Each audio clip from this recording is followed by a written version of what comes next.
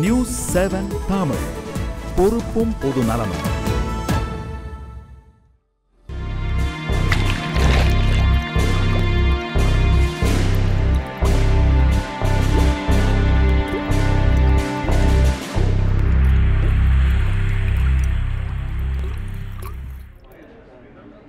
Morning prime லைவுக்கு மீண்டும் வரவேற்கிறோம். இந்த ஆழி பேரலை 10 ஆண்டுகள் கடந்து நமக்கு கற்றுக் கொடுத்தது என்ன என்பது குறித்து விரிவாக பேசிக் கொண்டிருக்கிறோம். சென்னையிலிருந்து நமது செய்தியாளர் லாவண்யா மற்றும் சஞ்சீவி ஆகியோர் நொச்சிக்குப்பம் மற்றும் காசிமேடு பகுதிகளிலிருந்து இருக்கின்றனர். நாகப்பட்டினத்தில் நமது செய்தியாளர் செந்தில் காத்திருக்கிறார். தொடர்ந்து அவர்களிடம் பேசும் முன்னர், சுனாமி பேரிடர் ஏற்பட்டு 10 ஆண்டுகள் கடந்தும் நிவாரண நிதிகள் முறையாக பயன்படுத்தப்படவில்லை என்கின்றனர் நாகப்பட்டினத்தை சேர்ந்த மக்கள். இது குறித்து கள நிலவரங்களை நேரடியாக சென்று எமது செய்தியாளர்கள் அறிந்து வந்துள்ளனர். அது குறித்த ஒரு செய்தி தொகுப்பை இப்போது பார்க்கலாம். சுனாமியால் மிக மோசமாக பாதிக்கப்பட்ட மாவட்டம் நாகப்பட்டினம். ஆனால் 10 ஆண்டுகளை கடந்தும் சுனாமி பேரிடருக்கு கொடுக்கப்பட்ட நிவாரண நிதி முறையாக பயன்படுத்தப்படவில்லை என்கின்றனர் இங்குள்ளவர்கள்.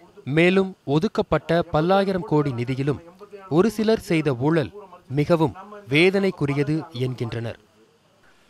மத்திய அரசாங்கம் கொடுத்தது 5021 கோடி ரூபா. இங்க வந்த பில் கிளின்டன் சொல்றாரு, நாங்க 4800 கோடி ரூபா மீட்புக்காக கொடுத்துருக்கிறோன்றாரு. பிரதமர் நிவாரண நிதி, முதல்வர் நிவாரண நிதி, தமிழ்நாட்டினுடைய மக்கள் தொகையை 7 கோடி, ஏறத்தாழ 35,000 கோடி ரூபாய்க்கு மேல வந்த பணத்தை ஒரு நபருக்கு குறைஞ்சபட்சம் 10,000 வீதம் தமிழ்நாடு புறம் கொடுத்துருக்கலாம். ஆனா நாகப்பட்டினம் அதே பழைய நாகப்பட்டினமா தான் இருக்கே தவிர எந்த ஒரு வளர்ச்சியும் இல்லையே. சுனாமி பேரிடரில் வந்த நிதியை கொண்டு இவ்வளவு இழப்பு வந்த பின்னாடி நாகப்பட்டினம் ஒரு சிறப்பான நாகப்பட்டினமா, நாகப்பட்டினத்தினுடைய கடலோர கிராமங்கள் வளர்ச்சிக்குரியதாக ஆக்கப்பட்டிருக்குமே ஆனால் சந்தோஷமா இருந்திருக்கலாம். பாழடைந்த துறைமுகம் இன்னும் பரிதாபத்துக்குரிய நிலைதான். அதுக்கு விடிமோஷம், ஏன்னா கப்பல் துறைமுகம் அப்படியே பொலிவிழந்து, அதாவது என்ன சொல்றேன்னா, கழுத்து குறைஞ்ச பொண்ணு பொலிவிழந்து போயிருப்பா, பூவை இழந்து பொட்டு இழந்துட்டு வருசலா கப்பல் நிற்கும். கப்பல் துறைமுகத்தையே காணவில்லை. சுனாமி மறுவாழ்வு திட்டத்தில் கொடுக்கப்பட்ட வீடுகள் இன்னும் சிலருக்கு கிடைக்காத நிலைமையே நீடிக்கிறது. மேலும் கொடுக்கப்பட்ட வீடுகளும் கூட்டு குடும்பத்திற்கு ஏற்ற வகையில் இல்லை என்கிறார் மீனவர் சுபாஷ். எல்லாரும் ஊரை விட்டு போயிட்டா, நாங்க எல்லாமே இங்க இருக்கோம். அந்த கவர்மெண்ட்ல கொடுத்த ஒரு வீடு எங்க ஃபேமிலிக்கு, அந்த ஒரு வீட்லயே நான் போய் ஜாமான் தட்டு வச்சுட்டு அப்பப்போ அம்மா மட்டும்தான் இருக்கிறாங்க. ஃபேமிலி கூட்டு குடும்பத்துக்கு அந்த வீடு எங்களுக்கு இதாகாது. ஆனால் கூட்டு குடும்பனுங்கள நாங்கள் பழைய வீட்டிலே தான் இருக்கோம்.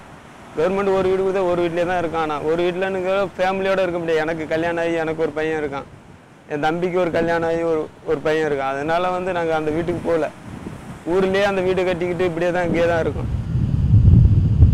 ஒட்டுமொத்தமாக கிராமமே அழிந்தாலும் பிறந்த மண்ணை விட்டு பிரிய மனமில்லாமல் வாழ்வாதாரமான கடலையே தங்களின் தாய்மடியாக சுவாசித்து வருகின்றனர் இந்த மீனவர்கள்.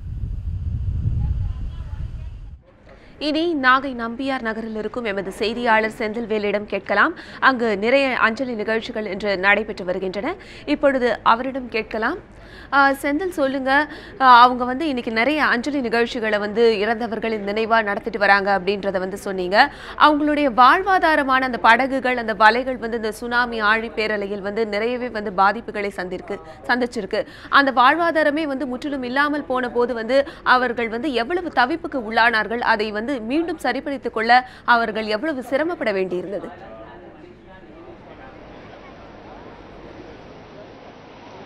நிச்சயமாக கிரண்யா, ஏராளமான உயிரிழப்புகள் அப்படிங்கிறத நான் ஏற்கனவே குறிப்பிட்டிருந்தேன். 6065 பேர் நாகை மாவட்டத்தில் மட்டும் பலியானார்கள் அப்படிங்கிறது ஒரு மிக கொடூரமான ஒரு நிகழ்வு தான். எந்த ஒரு மருந்திட்டும் ஆற்ற முடியாத ஒரு துயரம். ஆனால் நீங்கள் சொன்னது போல உயிர்களுக்கு ஏற்பட்ட இழப்பு அப்படிங்கிறது மீட்கவே முடியாத ஒன்று. உடைமைகளுக்கு ஏற்பட்ட இழப்பு மீட்கக்கூடிய வகையிலானது தான். அதற்கு 5000 கோடி ரூபாய்க்கு மேல் ஒதுக்கப்பட்டிருந்தது. அது அந்த பணம் முழுமையாக பயன்படுத்தப்பட்டதா, உடைமைகள் திருப்பி பெறப்பட்டனவா, அது எந்த அளவுக்கு பயன்படுத்தப்பட்டது அப்படிங்கிறத குறித்து நம்ம பேசலாம். மீனவ சங்கத்தினுடைய பிரதிநிதி திரு சுரேஷ் நம்மோடு இணைந்திருக்கின்றார். அவரிடம் கேட்கலாம். இப்போ உயிர் இழப்பு அப்படிங்கிறது உண்மையிலேயே அதற்கு எந்த மருந்திட்டும் ஆற்ற முடியாது. ஆனால் உடைமைகளை இழந்த உங்களுக்கு ஒதுக்கப்பட்ட நிதி போதுமான அளவு இருந்ததா, உங்களுக்கான உடைமைகள் ஓரளவிற்கு திருப்பி கொடுக்கப்பட்டதா, அது குறித்த உங்களுடைய கருத்துக்களை சொல்லுங்கள். உயிரிழப்பு மட்டும்தான் திரும்ப தர முடியாது. உடைமைகளும் வீடுகளும் அரசால பயனாளிகள் பட்டியலை ரெடி பண்ணி யார் யார் பாதிக்கப்பட்டாங்களோ அந்த பாதிக்கப்பட்டவங்களுக்கு திரும்ப எந்த சொத்து போனிச்சோ அந்த சொத்தையே திரும்ப அரசாங்கம் உருவாக்கி கொடுத்துருக்கு. ஒரு சில பேர் விட்டு போயிருந்ததுன்றது தமிழ்நாடு முழுக்க இருக்கலாம். அந்த விட்டு போயிருந்ததுக்கும் இன்னைக்கும் அதுக்குண்டான நிவாரண பணிகள் நடந்துக்கிட்டு தான் இருக்குது. காலதாமதமாக ஆயிருக்கலாம், ஆனால் பணிகள் நடந்துகிட்டு இருக்கு. போட்டு வச்சிருந்தாலும் திரும்ப போட்டு கிடச்சி, பழம் வச்சிருந்தாலும் மழை கிடச்சி, படகு வச்சிருந்தாலும் கொடை கிடச்சி, கட்டுமரம் வச்சிருந்தாலும் திரும்ப கட்டுமரம் கொடுத்தாங்க. வீடு இதானவங்க எல்லாருக்கும் வீடும் கொடுத்தாங்க. அதனால நிவாரணம் கொடுக்கலங்கிறத ஏற்றுக்கொள்ள முடியாது. நிவாரணம் கொடுத்தாங்க, காலதாமதம் ஏற்பட்டிருக்கலாம், அதுக்கெல்லாம் அதில் மாற்று கருத்து இல்லை. கிரஞ்சா, இப்போ பார்த்தீங்கன்னா நிவாரணம் கொடுக்கப்பட்டதில் சில காலதாமதங்கள் ஏற்பட்டிருக்கலாம். நிர்வாக ரீதியாக ஏதேனும் ஒரு சில இடங்களில் நிச்சயமாக தவறு ஏற்பட்டிருப்பதற்கான வாய்ப்புகள் நிச்சயமாக இருக்கக்கூடும். ஆனால் நிவாரணப் பணிகள் முற்றிலுமாக நடைபெறவில்லை என்று சொல்ல இயலாது. இழப்பீடு அப்படிங்கிறது தமிழகம் முழுவதும் வழங்கப்பட்டது. அதில் ஒரு சில இடங்களில் ஏதேனும் தடைகள் ஏற்பட்டிருக்கலாம், ஒரு சில இடங்களில் ஏதாவது நிச்சயமாக தவறுகள் ஏற்பட்டிருக்கலாம். அதை தாண்டி முற்றிலுமாக நிவாரணம் கொடுக்கவில்லை என்று சொல்ல இயலாது அப்படிங்கிற ஒரு கருத்தை தான் சுரேஷ் பதிவு செய்திருக்கிறார். நம்ம ஏற்கனவே பார்த்தது மாதிரி இங்கே திதி கொடுப்பதற்கான நிகழ்வுகள் நடந்து கொண்டிருக்கின்றன. அதற்கான சடங்குகள் இங்கே தொடங்கி இருக்கின்றன. ஒரு மிகப்பெரிய பேரணி, பல்லாயிரக்கணக்கான மக்கள் ஆண்களும் பெண்களும் இணைந்து வந்து கொண்டிருக்கின்றார்கள். அந்த பேரணி இன்னும் சில நிமிடங்களில் இந்த நம்பியார் நகர் கடற்கரை அடைய இருக்கிறது. இங்கே அவர்கள் அஞ்சலி செலுத்த இருக்கிறார்கள். தங்களுடைய உறவுகளுக்கு, தங்களுடைய பிள்ளைகளுக்கு, பெற்றோர்களுக்கு ஆழிப்பேரலை அள்ளி சுருட்டிய தங்களுடைய உறவுகளுக்கு அவர்கள் மலரஞ்சலியும் பால் ஊற்றியும் அஞ்சலி செலுத்த இருக்கிறார்கள். அந்த காட்சிகளை கூட நாம் இன்னும் சில நிமிடங்களில் இங்கிருந்து நேரலையாக நிச்சயமாக காணலாம். செந்தில், நீங்க குறிப்பிட்டது போல உடைமைகள் திருப்பி வழங்கப்பட்டதா அப்படின்னு நிறைய கேள்விகள் அவங்க கிட்ட கேட்டீங்க. அடுத்தபடியா பார்த்தோம்னா நிறைய பேர் குழந்தைகளை இழந்துட்டாங்க, நிறைய பேர் பெற்றோர்களை இழந்துட்டாங்க. நீங்க ஏற்கனவே சொன்னது மாதிரி நாகை மாவட்டம் தான் இருக்கிறதுலே பெரிய அளவுக்கு பாதிப்புகளை சந்தித்த ஒரு மாவட்டம். அங்க இந்த மாதிரி கைவிடப்பட்டவர்களுக்கு என்ன மாதிரியான மறுவாழ்வு கிடைச்சிருக்கு, யாரெல்லாம் அதுல பாதிக்கப்பட்டிருக்காங்க? ரொம்ப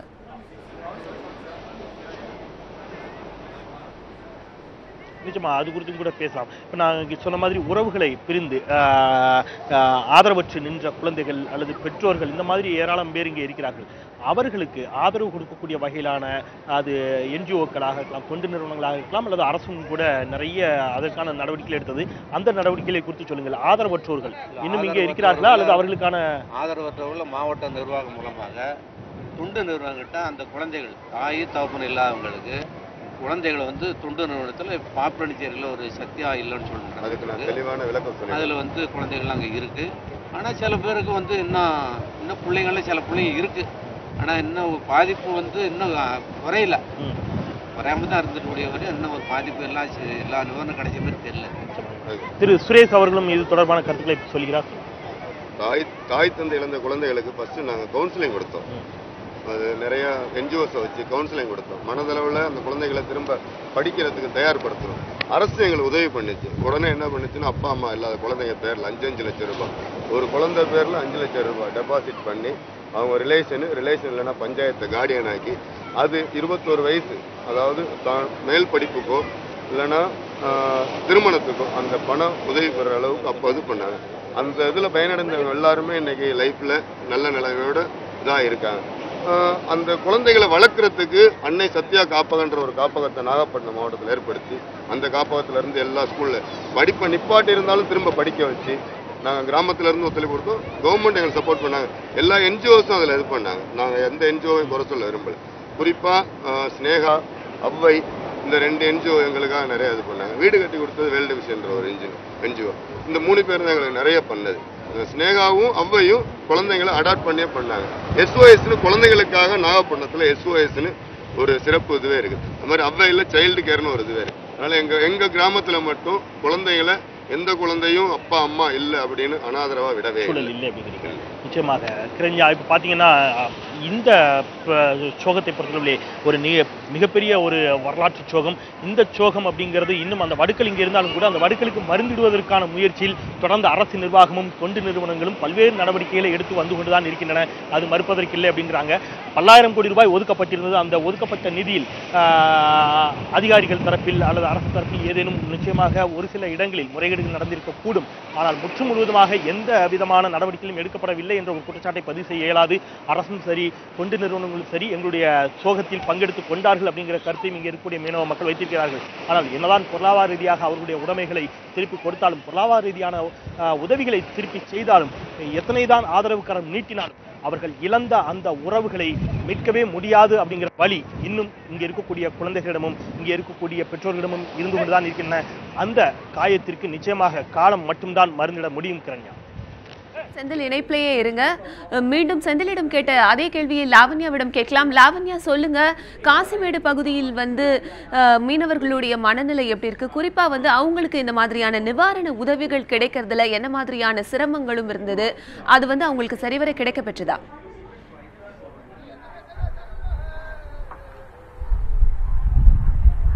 நிச்சயமாக ஏற்கனவே வந்து மீனவ அமைப்பினர் என்னிடம் குறிப்பிட்டது போல நிவாரணம் முழுமையாக மீனவர்களை வந்து சேரவில்லை. போராடிய அந்த நிவாரணங்களை பெற்றதாக இவர்கள் குறிப்பிட்டிருக்கிறார்கள்.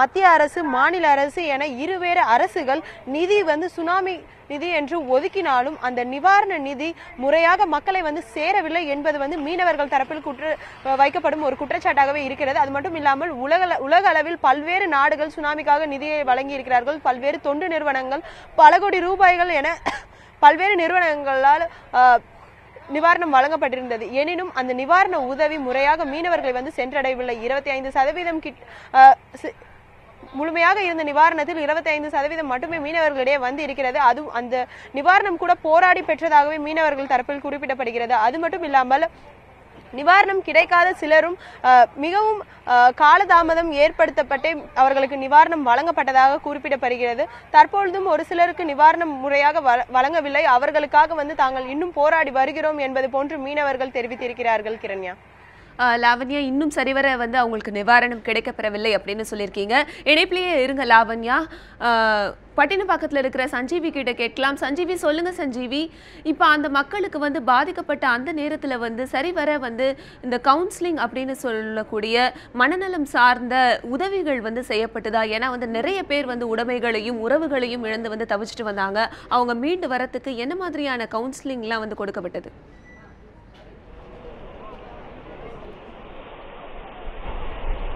கண்டிப்பாக கரண்யா, இந்த பகுதியை பொறுத்தவரை பார்த்தோம் என்றால் அனைவரும் பார்த்தோம் என்றால் மீனவ குடும்பத்தை சேர்ந்தவர்கள், அதாவது மீனவ சங்கத்தை சேர்ந்தவர்கள். இந்த பகுதியை பொறுத்தவரை தற்போது, அதாவது இந்த டிசம்பர் 26 என்று கூறினாலே அவர் மனதில் ஒரு பயம் வந்து கொண்டிருக்கிறது. சுனாமி வந்த பிறகு பார்த்தோம் என்றால் குடும்பத்தில் இருந்தவர்கள் பல நாட்களாகவே சோகத்தில் இருந்து, அதாவது கோமா போன்ற ஸ்டேஜஸ் கூட சென்று வந்திருக்கிறார்கள். இந்த நிலையில் 10 ஆண்டுகளாக பார்த்தோம் என்றால் இந்த டிசம்பர் 26 என்று சொன்னாலே அவர் மனதில் வந்து பயம், ஒரு பெரிய பயம் ஏற்பட்டுக் கொண்டிருக்கிறது என்று கூறலாம். தற்போது நான் நின்று கொண்டிருப்பது கடற்கரையில் நின்று கொண்டிருக்கேன். இந்த பகுதியை பொறுத்தவரை பார்த்தோம் என்றால் இந்த இடத்துல ஒரு சமாதி போல இந்த ஒரு உருவத்தை வைத்து இந்த இடத்துல வந்து கண்ணீர் அஞ்சலி நடந்தது. அதே போல பார்த்தோம் இந்த இடத்தில் மலர் தூவி வந்து அந்த மலையாள செலுத்தினார்கள். அதே போல பார்த்தோம் இன்னும் பலதரப்பட்ட மீனவ அமைப்புகள் இந்த இடத்துல வந்து அதாவது அந்த அஞ்சலி செலுத்திக் கொண்டிருக்கிறார்கள். இந்த காட்சியை பார்க்கலாம். கடலுக்குள் சென்று பூக்களை தூவி அந்த அஞ்சலி செலுத்திக் கொண்டிருக்கிறார்கள். அதே போல பார்த்தோம் என்றால் இந்த பகுதியில் நீங்கள் பார்த்தோம் என்றால் மகளிர் அமைப்பு சார்பாக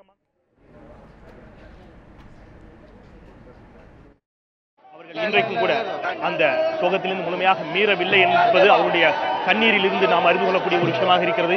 அதற்கான மத சடங்குகள் இங்கே நடைபெற்றுக் கொண்டிருக்கின்றன. அதையும் நாம பார்த்துக்கிட்டு இருக்கிறோம். ஏராளமான குழந்தைகள் இங்கே மெழுகுவர்த்தி ஏற்றி அஞ்சலி செலுத்த இருக்கிறார்கள். இங்கே பெண்கள் ஒப்பாரி வைத்து தங்களுடைய சோகத்தையும் கண்ணீரையும் பதிவு செய்து கொண்டிருக்கக்கூடிய காட்சிகளை நாம் பார்த்துக் கொண்டிருக்கின்றோம். ஆயிரக்கணக்கான மக்கள் இங்கே திரண்டு வந்திருக்கிறார்கள். சிறுவர்கள், சிறுமிகள், பெண்கள், மீனவ சமுதாயம் மட்டுமின்றி பல்வேறு சமூகத்தை சேர்ந்த பல்வேறு பகுதிகளில் இருந்தும் கூட நாகை மாவட்டத்தில் வந்திருக்கின்றார்கள். இங்கே ஒப்பாரி வைத்து அழக்கூடிய ஒவ்வொரு பெண்களிடமும் இன்னும் அந்த சோகத்தின் மிச்சம் ஒட்டி கொண்டிருக்கக்கூடியதை நாம் பார்த்துக் கொண்டிருக்கக்கூடியது. அத்தனை பேருமே தங்களுடைய உறவுகளை பிரிந்து அந்த கண்ணீரோடு வாழ்ந்து கொண்டிருக்கக்கூடியவர்கள். 5000 கோடி அல்ல, இன்னும் எத்தனை 1000 கோடிகள் கொட்டி கொடுத்தாலும் கூட இவர்களுடைய சோகம் அப்படிங்கிறது நிச்சயமாக மறுத்திட்டு ஆற்ற முடியாத ஒரு சோகம் அப்படிங்கிறது நாம் இங்கே உணர்ந்து கொள்ள முடியும். இங்கே இருக்கக்கூடிய ஒவ்வொரு பெண்களும் ஒருவரை தங்களுடைய உறவுகளை, பேரனை, பேத்தியை, தன்னுடைய மகனை, சகோதரியை, உறவுகளை இழந்து இவர்களை தாண்டியும் கூட தங்கள் குடும்பத்தைச் சேர்ந்த உறவுகளாக இருந்தாலும் கூட தன்னுடைய கிராமத்தைச் சேர்ந்த, தன்னுடைய பகுதியைச் சேர்ந்த அல்லது இங்கே இருக்கக்கூடிய ஏதோ வகையில் தன்னுடைய மீனவ உறவுகளை இழந்த துக்கமும் துன்பமும் 10 ஆண்டுகளை தாண்டியும் கூட அவர்கள் நீங்கவில்லை அப்படிங்கிறத நம்மளால் பார்க்க முடியுது. மிக கொடுமையான ஒரு நிகழ்வு இது. உலக வரலாற்றில் மிகப்பெரிய மறக்க முடியாத ஒரு சோகமான தினம் டிசம்பர் 26. 10 ஆண்டுகள் மட்டுமல்ல, பல நூறு ஆண்டுகள் ஆனாலும் கூட இந்த சோகத்திற்கு எந்த மருந்திட்டும் ஆற்ற இயலாது அப்படிங்கிறத தான் இங்கே இருக்கக்கூடிய இந்த காட்சியில் உணர்த்தி கொண்டிருக்கின்றன. சாறை சாறை சாறையாக மக்கள் அணிவகுத்து வந்து கொண்டே இருக்கின்றார்கள். இது நீங்கள் பார்த்து கொண்டிருக்கக்கூடிய இந்த காட்சி அப்படிங்கிறது நாகை மாவட்டம் நம்பியார் நகர் கடற்கரை பகுதி. நான் ஏற்கனவே குறிப்பிட்டது போல இந்தியாவில் ஏற்பட்ட சுனாமியால் பலியாகிய உயிர்களில் மிக அதிகமான 70 விழுக்காடு உயிர்கள் நாகை மாவட்டத்தில் மட்டும் பலியானார்கள். கிட்டத்தட்ட 6065 உயிர்கள் நாகை மாவட்டத்தில் மட்டும் பலியானார்கள். அந்த காட்சிகளை நாம் பார்த்துக் கொண்டிருக்கக்கூடிய அந்த சோகத்தினுடைய வெளிப்பாடாக இங்கே இன்றைக்கு இந்த அஞ்சலி செலுத்தக்கூடிய நிகழ்வு நடைபெற்றுக் கொண்டிருக்கின்றது. சிறுவர்களும் சிறுமிகளும் தங்களுடைய கைகளில் மெழுகுவர்த்தி ஏந்தி வந்திருக்கக்கூடிய அந்த காட்சிகளை நாம் பார்க்கின்றோம்.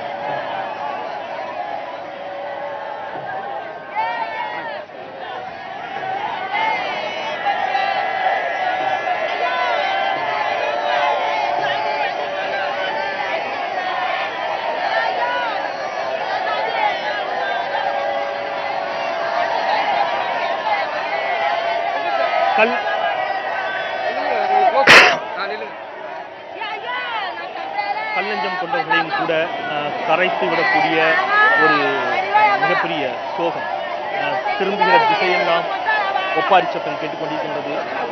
உள்ளபடியே மிக மிக மிக மிக ஒரு கொடுமையான ஒரு நிகழ்விலிருந்து மீள முடியாத சோகம் அவருடைய ஒவ்வொருவருடைய ஒப்பாரியின் மூலமாக நாம் உணர்ந்து கொள்ள முடியும். தங்களுடைய பிள்ளைகளையும் மொத்தமாக வாரி சுருக்கி சென்ற தாங்கள் மிக அதிகமாக நேசித்த தங்களுடைய தாயை விட அதிகமாக நேசித்த இந்த கடல் தங்களுடைய உறவுகளை வாரி சுருக்கி சென்ற அந்த ஏமாற்றத்திலிருந்து மீள முடியாத மக்களாக இவர்கள் இருக்கிறார்கள். இத்தனை சோகங்களுக்கு பிறகும் கூட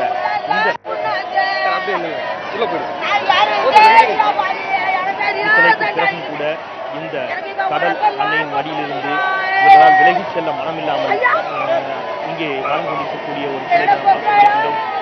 எத்தனை சோகங்களுக்கு பிறகும் கூட தங்களுடைய சோகத்தை எந்த கடல் தன்னுடைய உறவுகளை வாரி திருப்பி எடுத்து சென்றதோ அந்த கடல் அன்னையை நோக்கி தங்களுடைய உறவுகளை திருப்பித் தர இயலுமா என்று இவர்கள் கேட்டு ஒப்பாரி வைத்துக் கொண்டிருக்கிறார்கள். கடலை உன்னை தாயாக மட்டும்தானே நாங்கள் நினைத்தோம், உன்னுடைய மடியாகத்தானே இந்த கடற்கரை நினைத்து நாங்கள் இங்கே வாழ்ந்து வந்தோம், நீயே எங்களை வாரி சுருக்கி சென்றது நியாயமா என்று இங்கே ஒப்பாரி வைத்துக் கொண்டிருக்கின்றார்கள். இயற்கை சீற்றங்கள் அப்படிங்கிறது மனித அறிவுகளுக்கு அப்பாற்பட்ட ஒன்று. எத்தனை விஞ்ஞான வளர்ச்சி அடைந்திருந்தாலும் கூட இயற்கை சீற்றங்களை தடுப்பதற்கோ அல்லது அதிலிருந்து மனித உயிர்களை காத்துக் கொள்வதற்கோ இன்னும் மனிதர்களால் இயலாத ஒரு சூழ்நிலை இங்கே இருக்கின்ற பொழுது நிச்சயமாக கண்ணீர் மட்டுமே இவருடைய காயத்திற்கு மருந்திட இயலும். அந்த காட்சியை தான் நாம் இங்கே பார்த்துக் கொண்டிருக்கின்றோம்.